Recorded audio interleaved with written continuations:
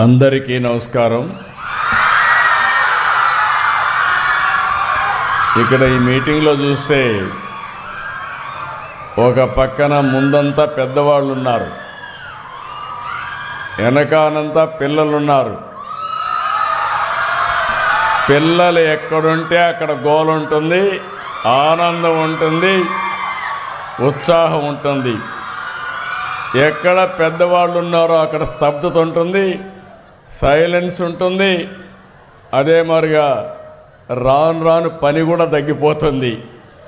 ఎందుకంటే వాళ్ళల్లో యాస్పిరేషన్స్ ఎక్కువ, ఇక్కడుండే వాళ్ళల్లో యాస్పిరేషన్స్ అన్నీ ఫుల్ఫిల్ అయిపోయాయి. కాబట్టి మీరు రాను రాను రిటైర్మెంట్కి వచ్చేస్తారు. ఆ స్టేజీ రాష్ట్రంలో ఎప్పుడూ రాకూడదని, ఎప్పుడూ జుబ్లియంట్గా ఉండాలని ఈ పిల్లలే సంపద అనే కార్యక్రమానికి ఈరోజు నాంది పలుకుతున్నామని చెప్పి కూడా నేను మీకు తెలియజేస్తున్నా. నా లెక్క ప్రకారం ఇది ఒక హిస్టారికల్ మీటింగ్. ఈరోజు మన మీటింగ్ ఏదైతే ఈరోజు పెట్టుకున్నామో ప్రపంచ జనాభా దినోత్సవం 2026 చరిత్రలో శాశ్వతంగా నిలిచిపోతుంది.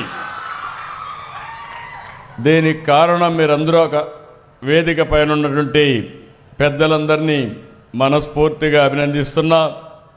Gadde Rammohan Rao garu, Shrimati Tejaswi chairperson, AP creative corporation chairman garu, అదే మరిగా యురుదయ రాజన్ గారు chairperson IIM AD, Somayajulu garu CEO Sigma research, Suresh Kumar garu secretary health, Chakradhar Babu director health, Lakshmi Shah collector garu, ఇక్కడికి విచ్చేసిన ప్రత్యేకంగా స్టూడెంట్స్కి అందరికీ, ఇంకొక పక్కన డాక్టర్స్కి, ఇంకొక పక్కన ఎక్స్పర్ట్స్కి అందరికీ పేరు పేరున మనస్ఫూర్తిగా నమస్కారాలు.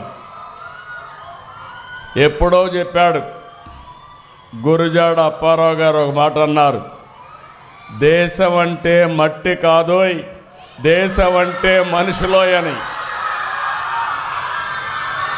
ఈరోజు అది మనం గుర్తు చేసుకోవడానికి ఇక్కడ సమావేశం అయ్యాం. ఈరోజు మీరు చూస్తే ఈసారి వరల్డ్ పాపులేషన్ దినోత్సవం సందర్భంగా మెయిన్ థీమ్ వాళ్ళు ఇచ్చింది యువత ఆశలను ఆకాంక్షలను సాకారం చేయడం, realising the hopes and aspirations of young people today and for the future.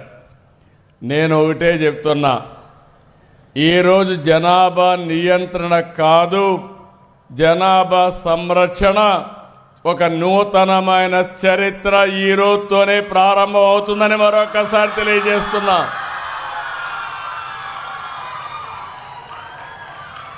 ఒకప్పుడు నేను కూడా జనాభా తగ్గించాలని ఆలోచించాను.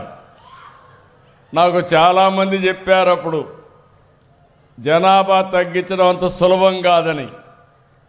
మేధావులందరూ చెప్పారు జనాభా తగ్గించడం కష్టం, ముందు ఫిమేల్ లిటరసీ రావాలి, పేదరికం పోవాలి, అప్పుడే జనాభా తగ్గుతుందని చెప్పారు.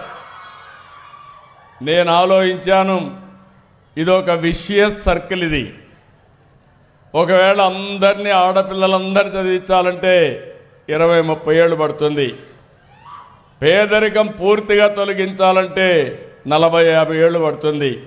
అప్పటికి జనాభా పెరుగుతానే ఉంటుందని కొన్ని నిర్ణయాలు చేశాను. ఆ నిర్ణయాలు మీరు చూస్తే ఎవరైనా పోటీ చేయాలంటే 2 కంటే ఎక్కువ మంది పిల్లలుంటే పోటీకి అర్హత లేదని స్థానిక సంస్థల చట్టాన్ని తీసుకొచ్చాను. ఇంకొక పక్కన ఒకప్పుడు 2 పిల్లలు అనేవాళ్ళం, ఒకరు ముద్దు, 2 ఓకే, 3 వద్దని ఆ రోజు క్యాంపెయిన్ చేశాం. ఈరోజు నేనే మళ్ళా ముందుకు వచ్చాను. దూరదృష్టితో ఆలోచించాను. అంటే ఎప్పటికప్పుడు మీరు గుర్తుపెట్టుకోవాలి, ఇక్కడ పిల్లలు ఉన్నారు, 25 సంవత్సరాల కంటే ముందు ఐటీ, దీనివల్ల లాభం ఏంటని ఆలోచించాను. ఆ రోజు ఐటీ ఆలోచించి ఐటీని ప్రమోట్ చేశాను. ఈరోజు గర్వంగా చెప్పగలుగుతున్నా, ప్రపంచం మొత్తం ఐటీ అంటే దానికి చిరునామా తెలుగు జాతి అని మరొకసారి విజ్ఞప్తి చేస్తున్నా. 25 సంవత్సరాలు ప్రపంచంలో ఏ దేశానికి పోయినా తెలుగువాడు ఉంటాడు. ప్రపంచంలో ఏ దేశంలో చూసినా అత్యధిక ఆదాయం సంపాదించే జాతి తెలుగు జాతి అని మీ అందరికీ విజ్ఞప్తి చేస్తున్నా. ఇది జరిగింది 25 ఏళ్ళు. ఆ రోజు ఐటీ మాట్లాడా, ఈరోజు ఏఐ మాట్లాడుతున్నా. ఈరోజు ఇక్కడ ఆడపిల్లలు ఉన్నారు. ఒకప్పుడు తల్లిదండ్రులు ఆడపిల్లల్ని చదివించాలంటే చాలా కష్టపడేవాళ్ళు. ఆ రోజు అందరూ ఆలోచించేది ఆడపిల్లల్ని ఎంత తొందరగా పెళ్ళిళ్ళు చేసి అత్తవారింటికి పంపిస్తే బాధ్యత అయిపోతుంది అనుకునేవాళ్ళు. ఆ రోజు నేను ఆలోచించాను, మా ఆడబిడ్డల్ని చదివించాలి. మగ పిల్లలైనా ఆడపిల్లలైనా తల్లిదండ్రులకు ఒకటే. ఒక మాటలో చెప్పాలంటే, మీరు ఆడపిల్లల్ని బాగా చదివిస్తే తల్లిదండ్రులు బాగా చూసుకునేది కూడా మా ఆడబిడ్డలే అని చెప్పి ఆ రోజు చెప్పాం. నేను దాంతో ఆగలేదు. ఉద్యోగాల్లో కాలేజీల్లో 33% రిజర్వేషన్లు పెట్టాను. చాలామంది అన్నారు మెరిట్లో సీట్లు వస్తాయి, 33 అంటే 50% క్రాస్ అవుతారు. మాదేంటంటే బ్యాక్లాగ్ చాలా ఉంది. ఇంతవరకు మగపిల్లలకే సీట్లు వచ్చాయి, అవి ఫిలప్ కావాలంటే కొంత సమయం పడుతుంది. ఆడపిల్లల్ని ప్రోత్సహిద్దామని ముందుకు పోయాను. ఈరోజు నేను గర్వపడుతున్నా. ఒకప్పుడు మీరు చూస్తే వరకట్నం ఉండేది, ఇప్పుడు ఎదురు కట్నం వచ్చింది. ఆడబిడ్డలకు డబ్బులు ఇచ్చి పెళ్లిళ్ళు చేసుకునే పరిస్థితికి వచ్చారు. నేను ఎక్కడ చూసినా అడుగుతున్నా, భార్యాభర్త ఇద్దరు ఐటీలో ఉంటారు. ఇద్దరు ఉంటే ఇద్దరిని పిలిపించి అడుగుతున్నా ఎవరి ఆదాయం ఎంత అని. 180% భార్యల ఆదాయమే ఎక్కువ ఉంది భర్త కంటే కూడా. మా ఇంట్లో కూడా నా ఆదాయం కంటే నా భార్య ఆదాయమే ఎక్కువ ఉంది.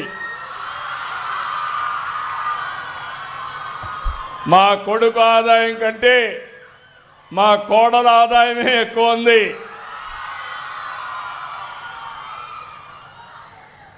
ఇవన్నీ పరిస్థితులు మారాయి. ఈరోజు మనందరం కూడా నేను మాట్లాడేది డిఫరెంట్ టెక్నాలజీస్ మాట్లాడుతున్నా. ఈరోజు పిల్లలు మీరందరూ ఉన్నారు, మీరు రేపు గురించి ఆలోచిస్తారు, నేను ఎల్లుండి గురించి ఆలోచిస్తా. మీకు నాకు తేడా అదే.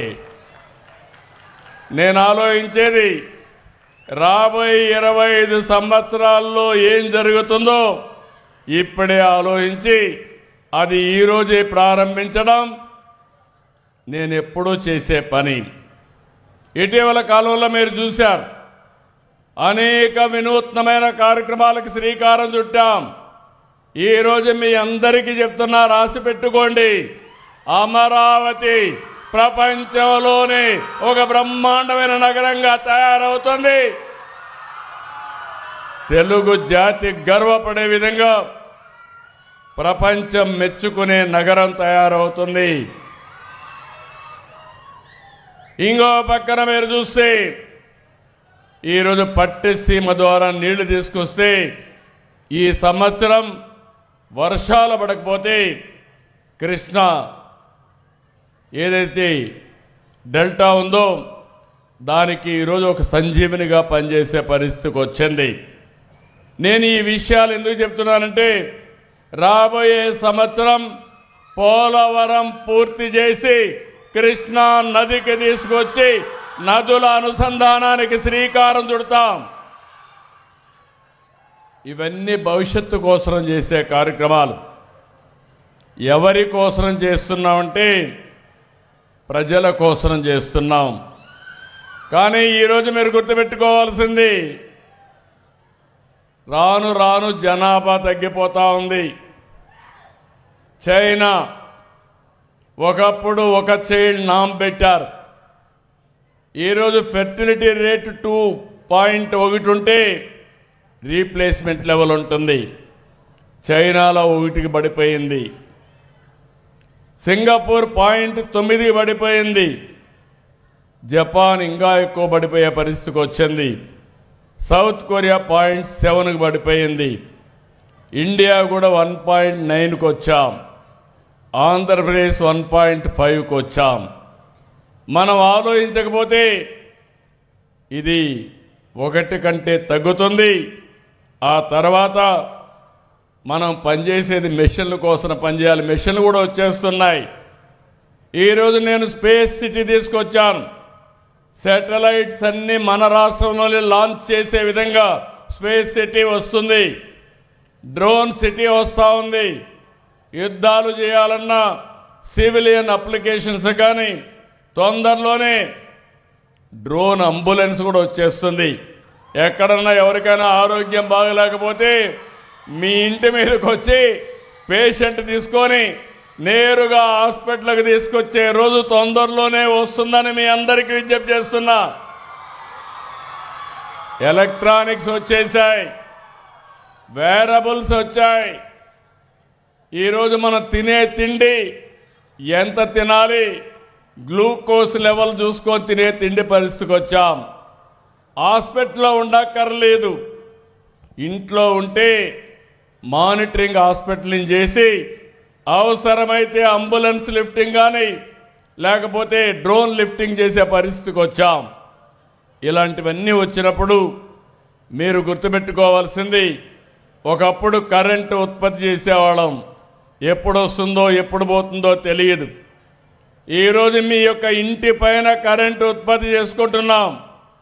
ఈరోజు ఈ బిల్డింగ్ పైన కరెంటు ఉత్పత్తి చేసుకొని కిందన ఏసీ పెట్టుకొని కంఫర్టబుల్గా ఉండగలుగుతున్నామంటే అది ఈరోజు సోలార్ ఎనర్జీ కానీ గ్రీన్ ఎనర్జీ వచ్చే పరిస్థితి వచ్చింది.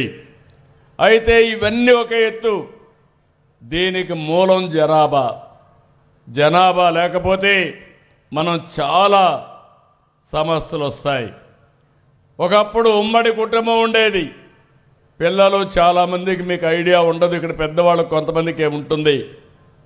ఇప్పుడు అన్నీ కూడా కుటుంబాలన్నీ మైక్రో ఫ్యామిలీస్ అయిపోయినాయి. భార్యాభర్త టెన్షన్ లైఫ్, ఇద్దరికి ఉద్యోగం, అక్కడి నుంచి ఆలోచనలు డిఫరెంట్గా వచ్చాయి. ఇంట్లో ఎవరు చూసుకునే వాళ్ళు లేరు కాబట్టి పిల్లలుంటే ఒకరు లేకపోతే వద్దు, డబుల్ ఇన్కమ్, నో కిడ్స్, లెటర్స్ ఎంజాయ్ చేసే పరిస్థితికి వచ్చాం. ఇది ఒకసారి ఇది ఆలోచిస్తే చాలా ప్రమాదం కూడా.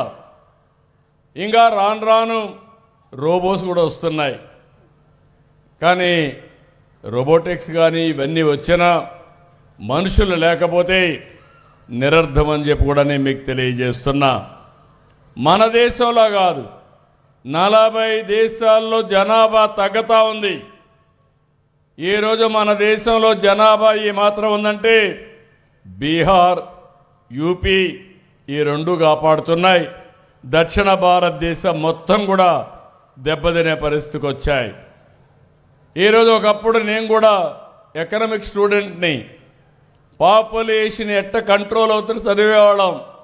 యుద్ధాల వల్ల, అదే మరి ఫ్యామిన్ వల్ల, లేకపోతే అనేక సమస్యల వల్ల తగ్గుతున్న ఆ రోజు చదివేవాళ్ళం. ఈరోజు ఎకానమీ పెరిగింది, ఆర్థిక పరిస్థితులు మారాయి, ఆలోచన విధానం కూడా మారింది. ఈరోజు మన గ్రామాలు చూస్తున్నా, ఉండేవాళ్ళు కొంతమంది హైదరాబాద్కి వెళ్ళిపోతున్నారు, కొంతమంది అమెరికాకి వెళ్ళిపోతున్నారు, కొంతమంది విదేశాలకు వెళ్ళిపోతున్నారు. ఊర్లు ఖాళీ అయిపోయే పరిస్థితికి వచ్చింది. ఇలాంటి సందర్భంలో మనందరం గుర్తుపెట్టుకోవాల్సింది, నేను ఒక ఉదాహరణ మీరు చూస్తే భారతదేశంలో 1.9కి టీఎఫ్ఆర్ పడిపోయింది. 70 ఓట్లో 5.12 ఉండేది. మన దగ్గర 3.1 ఆ ప్రాంతంలో ఉండి ఈరోజు 1.5కు పడిపోయింది. రాష్ట్రంలో అర్బన్ ఏరియాలు అయితే ఇంకా బాగా తగ్గిపోయింది. సుకుమార్ గారు చెప్పినట్టు ఆయన urban secretary, municipal administration secretary వాళ్ళ దగ్గర 1.3కి పడిపోయే పరిస్థితి వచ్చింది. ఈరోజు ఇంకొక విషయంలో కూడా మీరు చూస్తే రోజు రోజుకి అంగన్వాడీ సంఖ్య తగ్గుతూ ఉంది. ఎలిమెంటరీ స్కూల్లో పిల్లల సంఖ్య తగ్గే పరిస్థితి వచ్చింది. ఇంకొక పక్కన పెద్దవాళ్ల సంఖ్య పెరుగుతూ ఉంది. 15-59 వయసున్న వారి సంఖ్య 66.4% పెరిగింది. 60 సంవత్సరాల కంటే పైబడిన వాళ్ళ సంఖ్య 9.7% ఉంది. ఇవన్నీ కూడా ఇంకొక పక్కన చూస్తే 100 మంది జనాభాలో 89 మంది పిల్లలు మొదటి రెండో సంతానంగా జన్మించిన పిల్లలే. ఇవన్నిటికి కూడా కారణం పిల్లలను చూసుకునే వాళ్ళు లేరనుకోవడం. నేను కడపలో చూశాను. కడప బెటర్గా ఉంది. ఆంధ్రప్రదేశ్లో ఫెర్టిలిటీ రేటు కడపలో 1.99% ఉంటే విశాఖ బాగా డెవలప్ అయిందనుకుంటే 1.32కు పడిపోయింది. రేపు రాబోయే రోజుల్లో విశాఖలో ఉద్యోగాలు మైగ్రేషన్ కడప నుంచి రావాలి, లేకపోతే ఈ సమస్య వచ్చే పరిస్థితి వస్తుంది. ఇంకొక పక్కన మీరు ఒకసారి ఆలోచిస్తే మన 2011 జనాభా లెక్కల ప్రకారం ఆంధ్రప్రదేశ్లో 10వ స్థానంలో ఉంది. విస్తీర్ణంలో 7వ స్థానంలో ఉన్నాం. అంటే డెన్సిటీ ఆఫ్ పాపులేషన్ మీరు చూస్తే చాలా డిఫరెన్స్ వచ్చే పరిస్థితికి వచ్చింది. ఇవన్నీ మనం చూసినప్పుడు ఈరోజు మనలో కూడా ఒక చైతన్యం రావాలి. మళ్ళీ మళ్ళీ చెప్తున్నా, ఈరోజు చరిత్ర తిరగా రాసే రోజు. అదే పిల్లలే సంపద. ఇదే ఈ ప్రభుత్వం యొక్క విధానం అని మరొక్కసారి మీ అందరికీ విజ్ఞప్తి చేస్తున్నా.